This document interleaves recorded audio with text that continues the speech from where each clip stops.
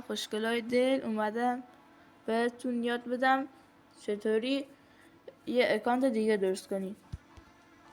اول وارد تنظیمات میشین،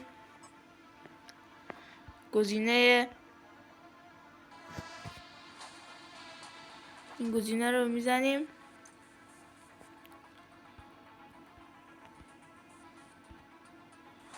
بعد این گزینه رو میزنیم کنار اسمتون. حتما باید اکانتتون سیو باشه، اگه سیو نباشه اکانتتون میپره.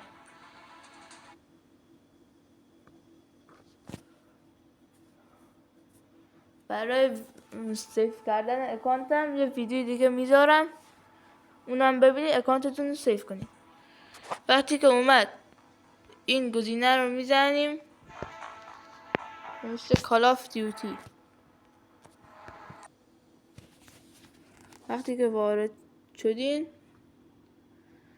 اینجا جیمیل،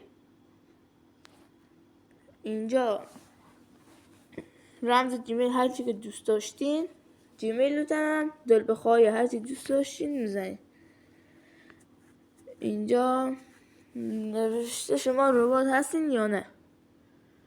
این درختا رو باید بزنین